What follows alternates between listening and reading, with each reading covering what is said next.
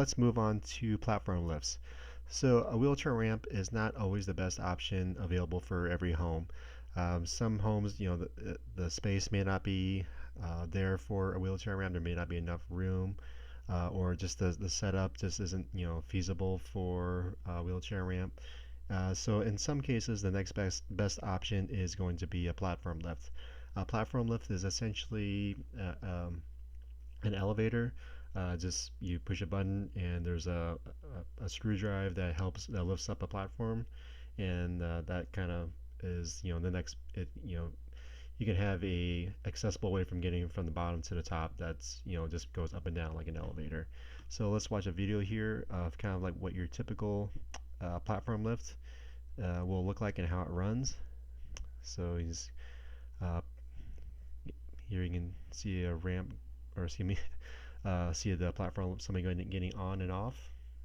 They get on, push a button, and then they'll have a gate here at the top that opens up, and you can get into your home from there.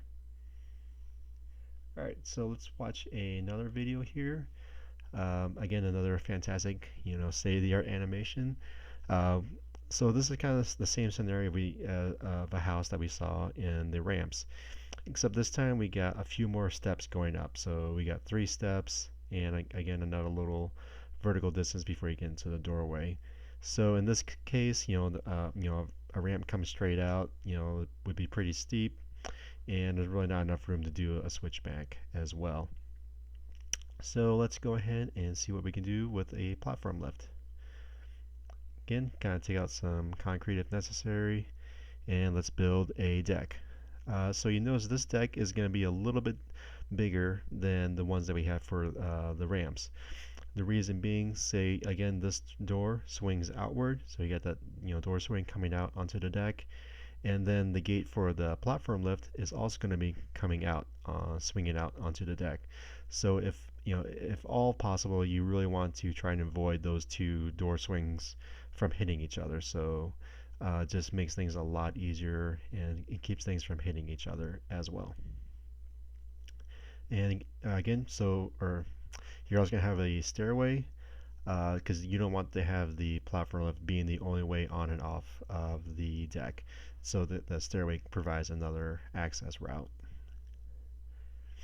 So have the concrete there for the bottom of the stairs, and this concrete right here is a concrete platform that the platform lift will sit on. Now this concrete platform needs to be perfectly level. A lot of times, typically when you put in a concrete slab near a home, you want that concrete slab to slope away from the home. Again, that's to keep moisture away from the foundation. But for a platform lift, this concrete pad has to be perfectly level. The reason is you don't want if it slopes away from the home a little bit, as the platform is going up, you'll then be moving away from the deck, and you have a gap there at the top, especially if it's a pretty high platform lift. So you want the platform lift to sit perfectly level, so it goes perfectly straight up and down. Alright, so we got a new sidewalk here going to the concrete pad. So this right here, this little piece of wood, is a toe guard. So the reason that's to keep your toes as you're going up the platform lift. That keeps your toes from getting caught, or anything else from getting accidentally caught up underneath. And as the lift is going up, you don't get it caught underneath the deck or anything else, so you don't shear anything off by accident. You also want to make sure everything else here is perfectly flush with this toe guard as well, because you don't want, again, anything like fingers or anything else to get pinched as the lift is going up.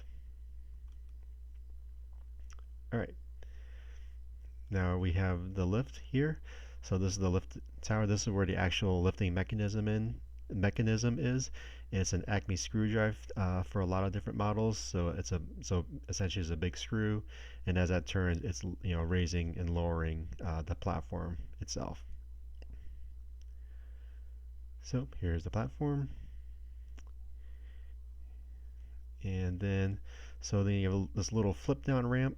So as the the lift goes up, this little ramp will flip upwards, and that keeps a wheelchair or anybody else, or essentially especially a wheelchair, from falling back and off the back of the ramp or the platform. And then these are what the typical controls will look like. This one is a rocker button. Some of them have just two buttons, so you push up to go up and push down to go down. A lot of them will have a key here, so you can't operate it without the key. And then this is an emergency stop button.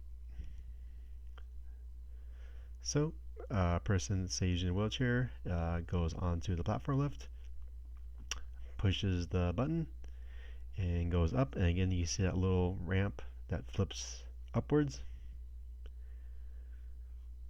goes up to the top of the deck, opens up the gate.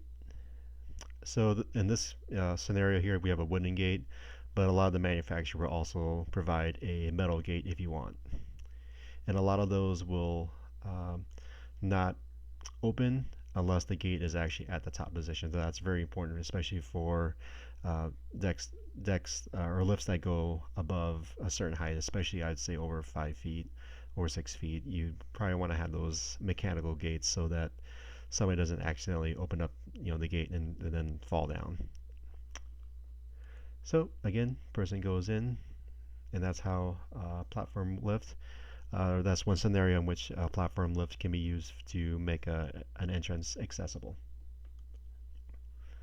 So let's look at some different ones. So this is some real life ones. So this is a platform lift.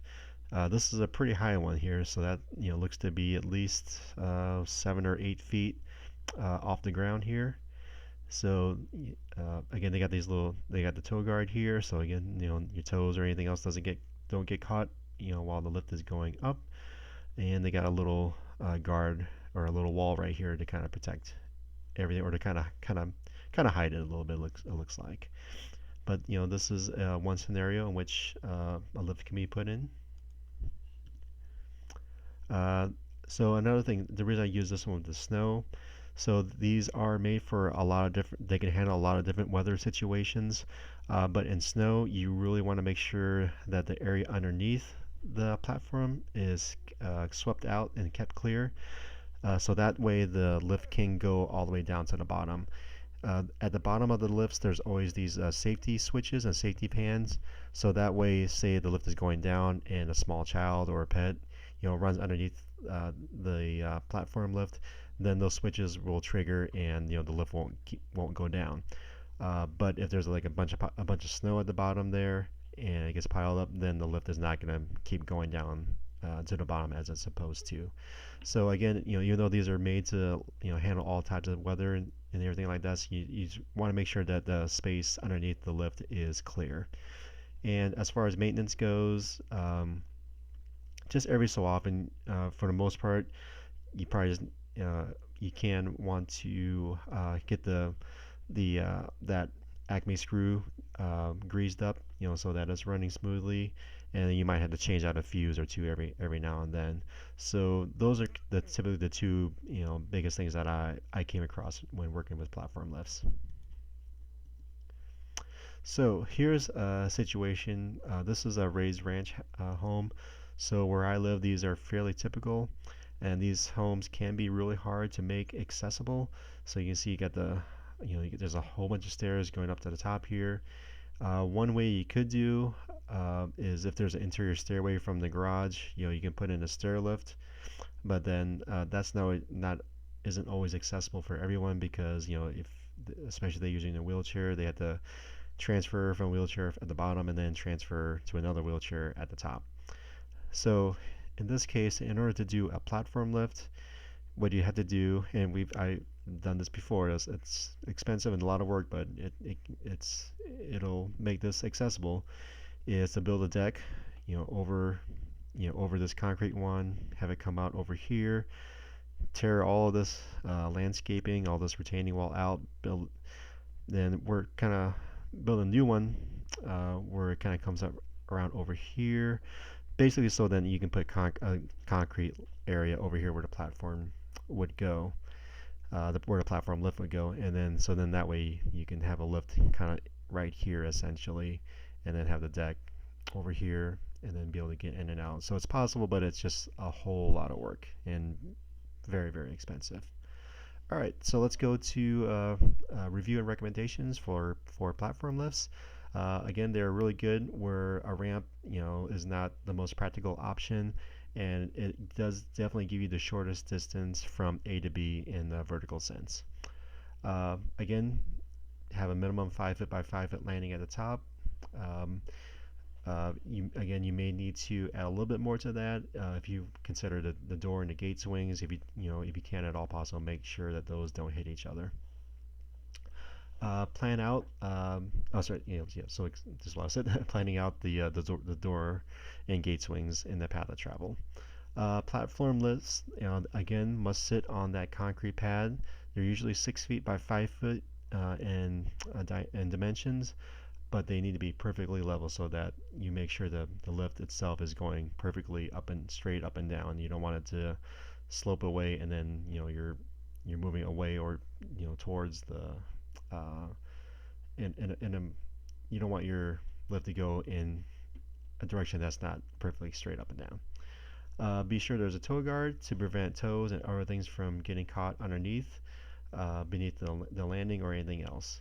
And again, make sure nothing else is coming out because you don't want any fingers or anything else getting pinched or caught while going up the lift. A platform gate is recommended um, for vertical distances over 6 feet. So that's like the mechanical ones, the metal ones. You want to gate pretty much no matter what, but especially over 6 feet, you want those mechanical ones because they will generally not open unless the lift is at the top position. And again, the floating pans beneath, those are safety devices, in case a child or a pet is caught underneath while the lift is going down, so it will stop. But again, in winter conditions, you may want to make sure there's no snow or ice or anything else being caught underneath there. That builds up, that's preventing the lift from going down all the way. And it's made to withstand outdoor conditions. You may require some maintenance. Again, that's usually greasing up the screw drive or changing out a fuse or two.